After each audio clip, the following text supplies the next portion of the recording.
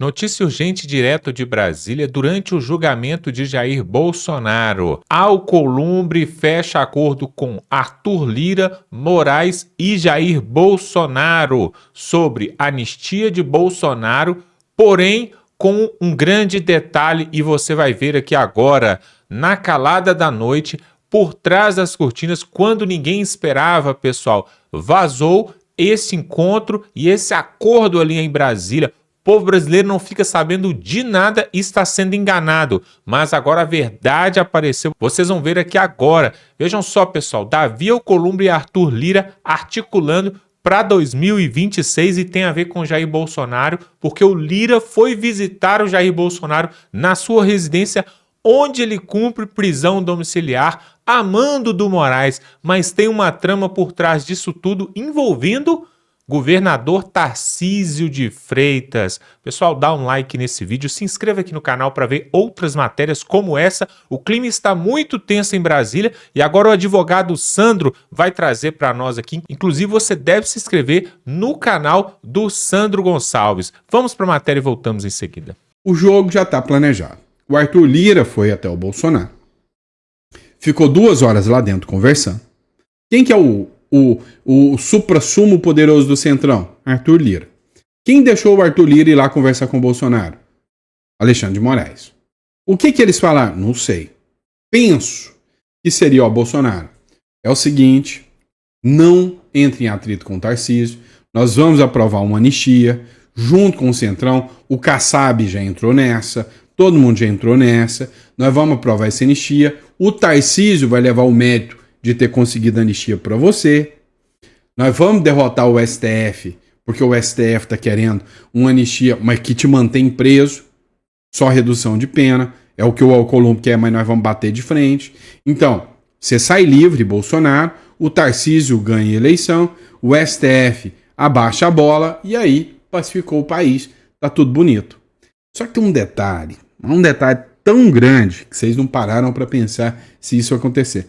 É melhor do que o PT? É melhor do que o PT. Não tenho dúvidas.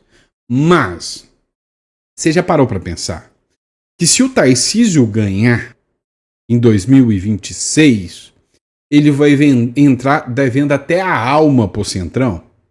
Para o Tarcísio entrar agora, ele precisa do PP, do PSD, do Kassab, ele precisa do União Brasil, ele precisa de todo o Centrão, 100% aliado. O que o Centrão busca é, vamos ter mais poder do que o STF com o Tarcísio. O Centrão vai mandar no Brasil inteiro. A direita vai estar eliminada porque o Bolsonaro vai estar fora do jogo. O Centrão vai mandar em tudo. O PT vai ser massacrado. E a gente vai dialogando com o STF igual o Tarcísio está fazendo. Só que o Tarcísio vai entrar devendo até a alma pro Centrão. E é bom você ir acostumando com a figura do Tarcísio de Freitas, tá?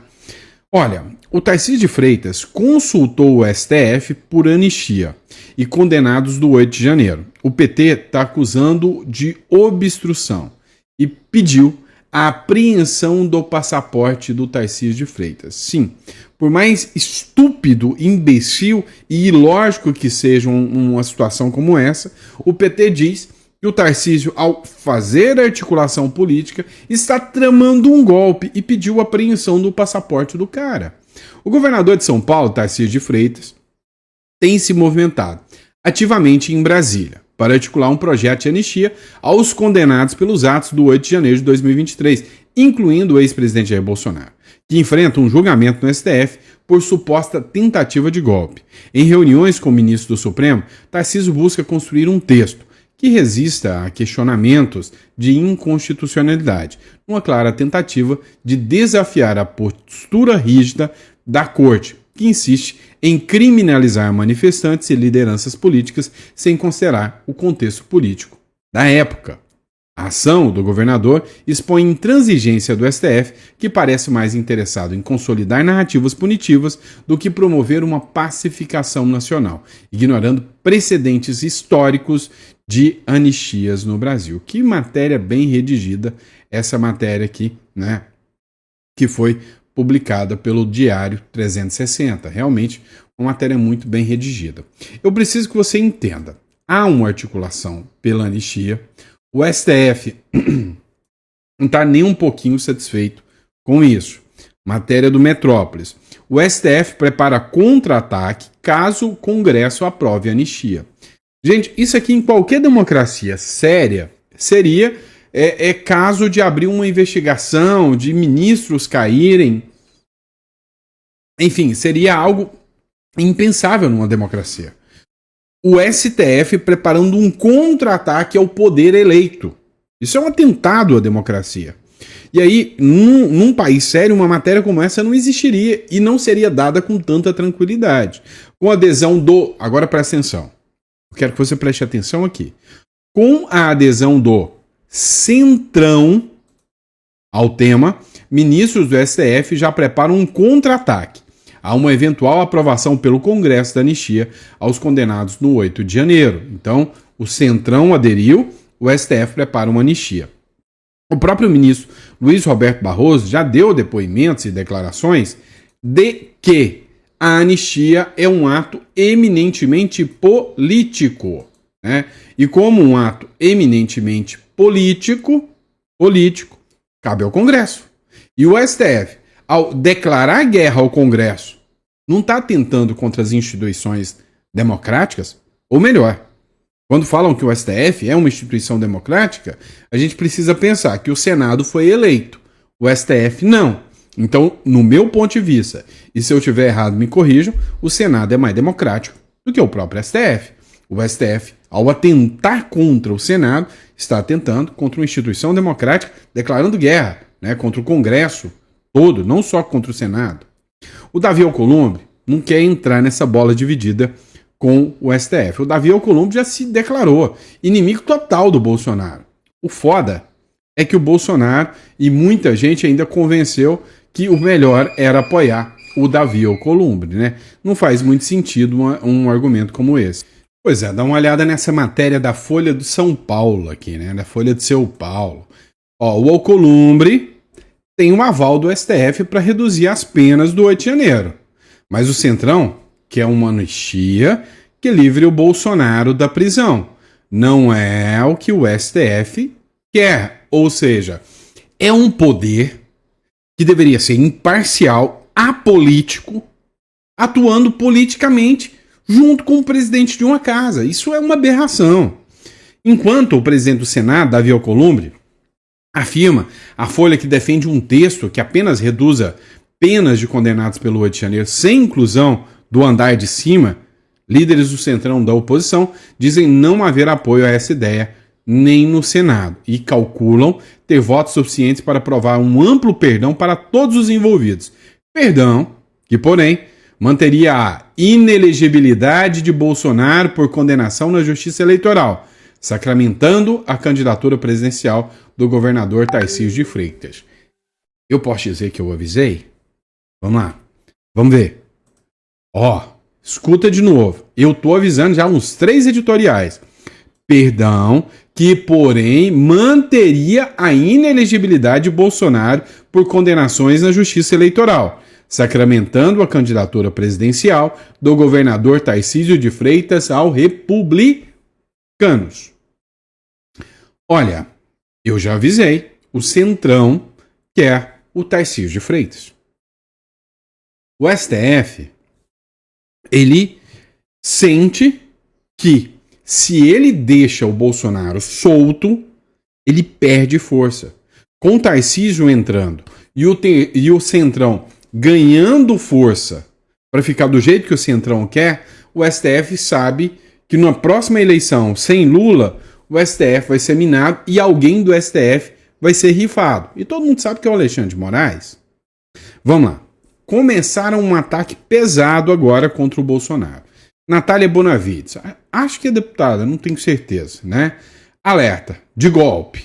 A anistia que Tarcísio articula não une o país. Não é pacificação e sim blindagem de golpistas.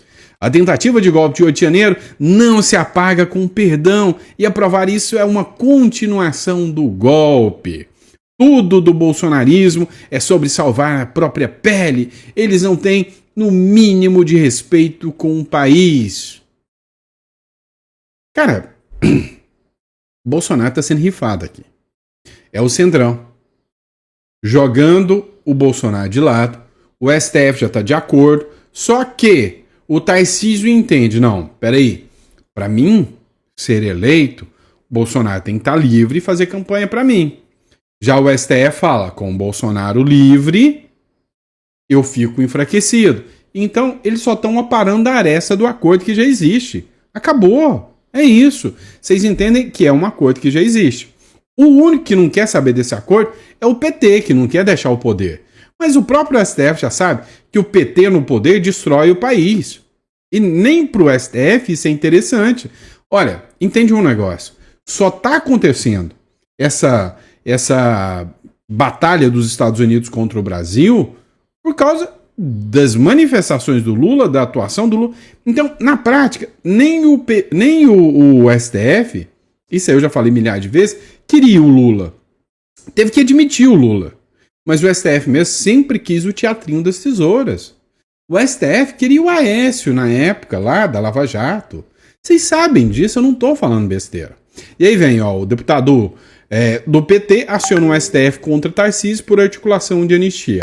O deputado federal Rui Falcão apresentou no STF uma representação contra o governador de São Paulo, Tarcísio de Freitas, por possível crime de obstrução de justiça. Segundo o documento, teria viajado a Brasília durante o julgamento da ação penal que trata dos atos do 8 de janeiro para articular apoio político a um projeto de anistia em benefício de Jair Bolsonaro. É um projeto que corre no Congresso. Esse povo deve achar que a gente é muito burro. Na verdade, a gente é muito burro, né? Para deixar tudo isso acontecer. Ou seja, esses caras, eles articulam essa pauta aí, falando, olha, é um golpe, é um projeto que está andando dentro do Congresso, com gente eleita.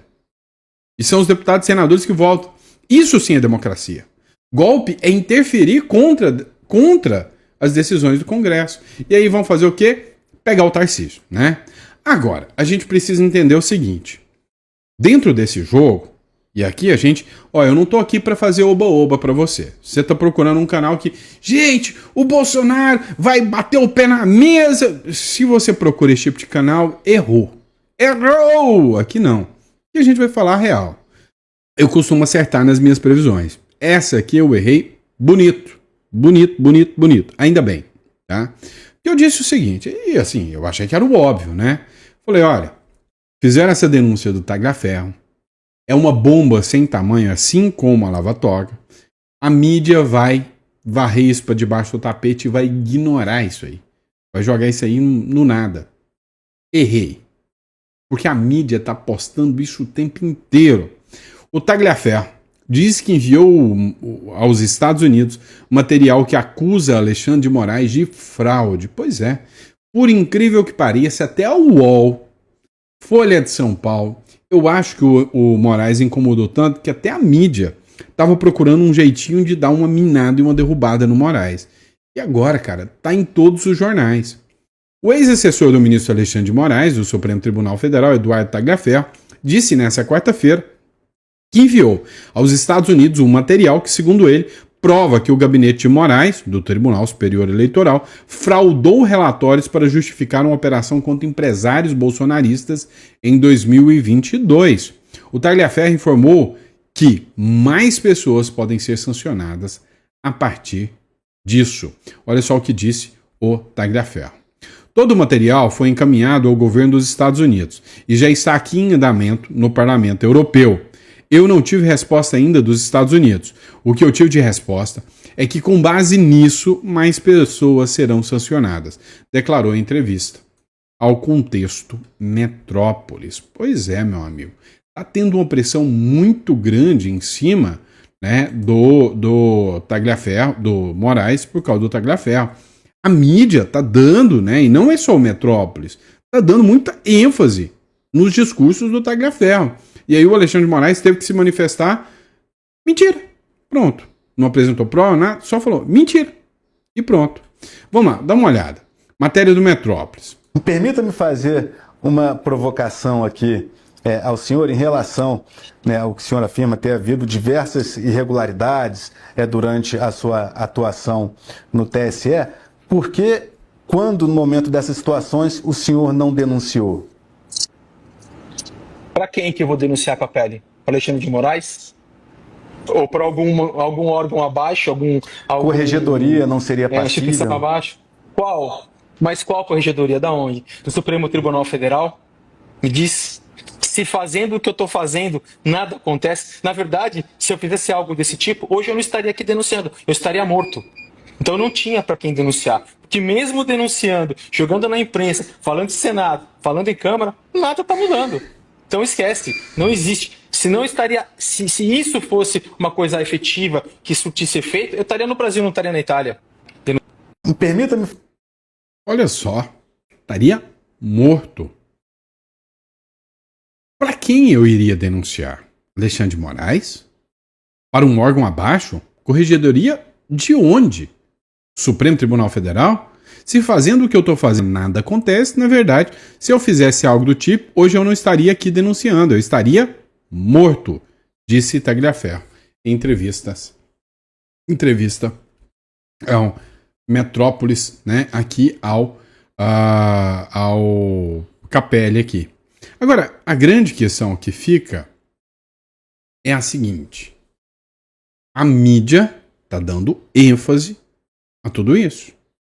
Inclusive, a oposição está sabendo capitanear muito bem isso. O que eu percebi? O PT já está fazendo campanha política pesada. A galera do PT não está ficando nem nas suas bases, né? nem dentro de Brasília, dentro do Congresso. A maioria já está correndo fora. E a oposição está achando o solo perfeito para poder marcar uma audiência, como essa do Tagliaferro. E aí vem a oposição e adivinha. Agora quem entra na mira é o Paulo Gonet.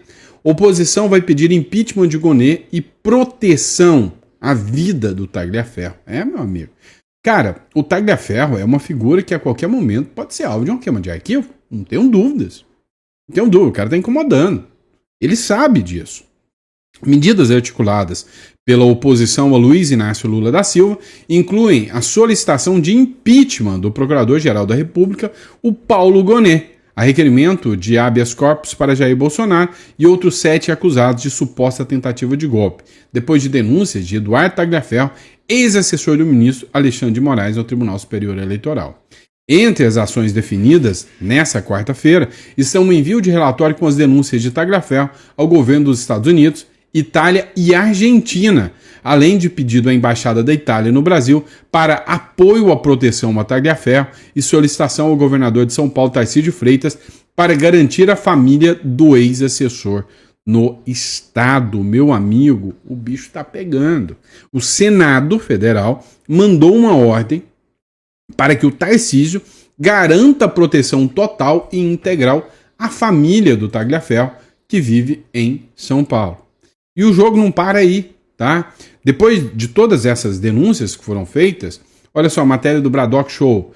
Jornalista infiltrada em grupo de empresários forneceu informações que embasaram operações contra políticos de direita, né? Ou seja, jornalistas que participaram, né, ficavam fiscalizando para simplesmente ficar denunciando. Lembra muito, né, épocas de regimes autoritários que você tinha as figuras dos delatores, né? Quem assistiu aí aquele filme O Que É Isso, Companheiro? É um filme bem contra a ditadura, um filme antigo. E aí, lá no Que É Isso, Companheiro, tinha aquelas figuras que ficavam investigando, e aí tem uma cena do filme onde um senhorzinho, um vizinho fala, ó, tem alguma coisa errada acontecendo ali, ó, toda hora entra carro, sai carro, eles estão tramando alguma coisa contra o Estado, tem alguma coisa de errado aí. E aí a polícia ia lá e fazia baculejo e pegava todo mundo. Cara, você não tá vendo isso acontecer, não? Né? E aí, hoje, basta a palavra de alguns, porque veja só, matéria do Metrópolis, de novo aqui para vocês, no caso do Moraes. O ministro Alexandre de Moraes do Supremo Tribunal Federal se manifestou nessa quarta a respeito das afirmações feitas pelo ex-assessor dele, Eduardo Tagliaferro, de que o magistrado teria fraudado relatório justificando uma operação contra empresários em 2022. O Tagliaferro disse que tem muito mais documento que isso, mas ele vai estar fazendo a estratégia do STF, soltando em pílulas. Faltando em pílulas. O que acontece? O Tagliaferro falou que tem. Ó, o que aconteceu? Lá no Vaza Toga, talvez foi até uma medida, assim, não pensada do Glenn Greenwald, do Michael Chelliber. Eles pegaram as informações e pum, jogaram. E aí todo mundo fez aquele escândalo. Olha o Vaza Toga aí, o Twitter Files. Mas deu notícia, acabou. O que o Tagliaferro tá falando? Tá fazendo denúncias, aí ele vem e solta uma pílula, depois espera o negócio dar uma baixada, vem e solta outra pílula. E essa aqui pegou, não é a primeira denúncia que ele faz, mas essa aqui pegou. A mídia falou, opa, isso aqui nós vamos bater em cima. Dá uma olhada aqui no trecho dessa matéria da reportagem do Metrópolis. O ministro do Supremo Tribunal Federal, Alexandre de Moraes, se manifestou nessa quarta-feira a respeito de afirmações feitas pelo ex-assessor dele, o Eduardo Tagliaferro, de que o magistrado teria fraudado relatórios para justificar uma operação contra empresários bolsonaristas em 2022. As queixas apresentadas por Tagliaferro contra Moraes foram feitas em uma participação dele na Comissão de Segurança Pública do Senado, de forma remota, lá na terça-feira, no primeiro dia de julgamento do ex-presidente Jair Bolsonaro e dos outros 7 réus do núcleo crucial da suposta trama golpista. Em nota, Moraes rebate as informações do ex-assessor, que aqui ao lado estava a foto dos dois juntos. O ministro afirma que, durante as investigações referentes aos inquéritos das fake news e das milícias digitais, os relatórios apenas escreviam as postagens ilícitas realizadas nas redes sociais de maneira objetiva. O texto também afirma que todos os procedimentos foram oficiais e regulares e ainda contaram com o conhecimento da Procuradoria-Geral da República. Em relação à petição que trata de apuração de possível financiamento de notícias fraudulentas, discurso de ódio, de ataques às instituições públicas e às urnas, a nota do gabinete de Moraes esclarece que o procedimento também seguiu os ritos legais. Na nota, é dito que, depois da decisão do ministro relator, no dia 19 de agosto, foi solicitado o relatório para o Tribunal Superior Eleitoral, que foi juntado aos autos no dia 29 de agosto. Em 23 de agosto de 2022, foi realizada uma operação contra um grupo de empresários que defendiam abertamente um golpe de Estado para manter Bolsonaro no poder. Porém, Tagliaferro afirma que o relatório que embasou a operação não foi feito antes das buscas, e sim depois da ação policial, o que indicaria suposta fraude. No entanto, diferentemente do que diz Tagliaferro, no processo consta que o relatório foi feito no dia 22 de agosto, um dia antes daquela operação contra os empresários. Tagliaferro foi denunciado pela PGR em agosto deste ano pelos crimes de violação de sigilo funcional, coação no curso do processo, obstrução de investigação de organização criminosa e tentativa de abolição violenta do Estado Democrático de Direito. A acusação diz respeito ao suposto vazamento por ele de mensagens trocadas entre servidores de Moraes no STF e no TSE, entre maio de 2023 e agosto de 2024, para a Folha de São Paulo, jornal. Tagliaferro foi assessor de Moraes no gabinete do magistrado lá no TSE. Ele nega o vazamento. Foragido lá na Itália, Tagliaferro teve um pedido de extradição enviado por Moraes em agosto deste ano ao Ministério da Justiça. O ministro do STF também determinou o bloqueio das contas do ex-assessor. Bom, para conversar, Pois é, vamos entender um pouquinho mais, tá? A acusação é de que o Tagliaferro teria vazado informações. Se as informações são verdadeiras, não é vazamento, é denúncia. E ninguém pode ser processado, investigado por fazer denúncias. Pelo menos a regra não é essa, tá? Se as informações são falsas, não é vazamento de informação também. É calúnia, injúria, difamação.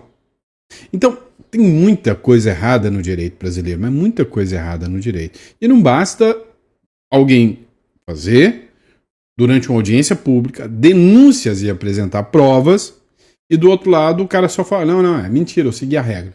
Noticiei mais cedo para você que o governo Lula gastou bilhões de reais agora, num único dia, para tentar brecar a CPI do INSS, que está rolando, e também tentar brecar a anistia.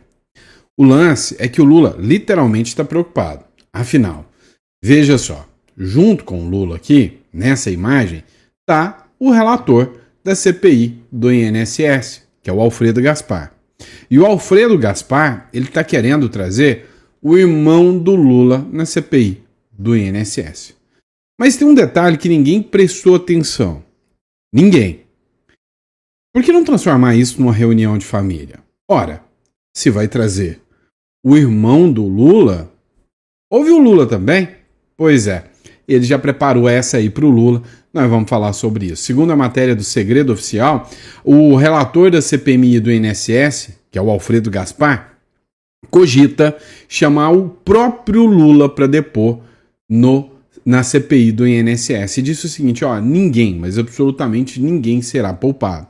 E aí, por causa disso, você começa a ter visão. Ué, agora eu entendi o porquê que o Lula gastou aí quase 2 bilhões em emendas, ou seja, mais de 30% do orçamento que estava previsto para o ano todo, numa pancada só. É porque o negócio preocupou.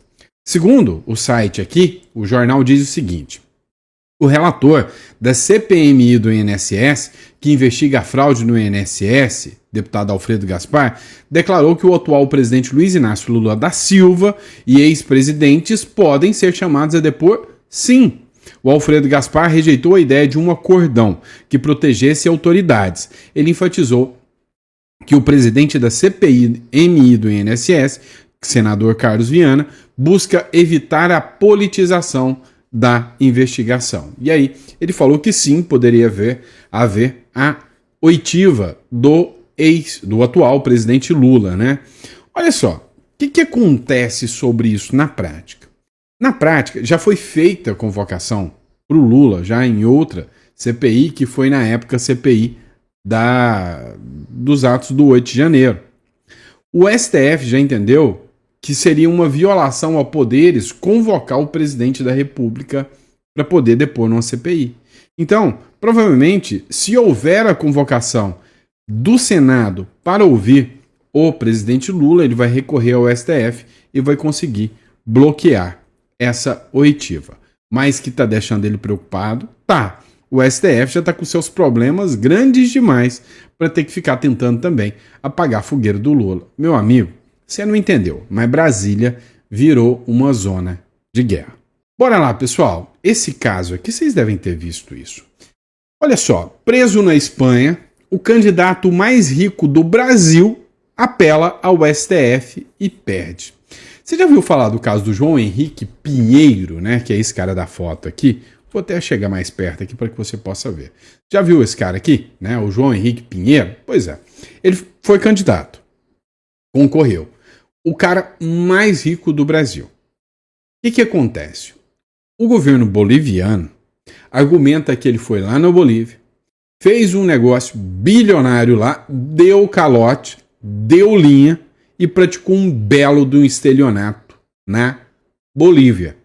E deu linha, correu. Correu para onde? Para a Espanha. Chegando lá, a Espanha, por causa desse contrato que ele firmou, pediu, né, a extradição dele. A Espanha pediu ele. A Espanha prendeu ele. Por quê? Porque a Bolívia pediu a inclusão dele na lista da Interpol. E aí colocaram ele na lista da Interpol. A hora que ele chegou na Espanha, a Espanha, Vral, catou ele. E aí o que ele fez? Ele ficou preso na Espanha. A Bolívia pediu a extradição dele lá da Espanha para a Bolívia, porque o crime foi cometido lá. O Brasil pediu a extradição dele, que se ele chegar na Bolívia, a Bolívia tem que mandar ele para cá, porque ele é um brasileiro nato. Só que ele entrou com um recurso, um habeas corpus, lá no STF. Falando, ô Barroso, ó, o que eu fiz, se fosse aqui no Brasil, eu teria toda a condição de virar até presidente da República. Tá? Eu fiz aquilo que aqui no Brasil, para nós, é lícito roubar os outros e fazer estelionato. Isso é a condição mínima para ser político no Brasil. E aí o pessoal da Bolívia tá achando ruim. Só que o Barroso falou o seguinte, olha, deixa eu te contar uma coisa, João.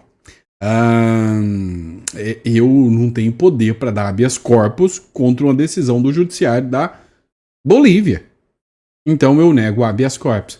Se fosse o Alexandre de Moraes, tinha mandado prender, né, os ministros do STF da Bolívia, né? Não tem lógica, o juiz da Bolívia.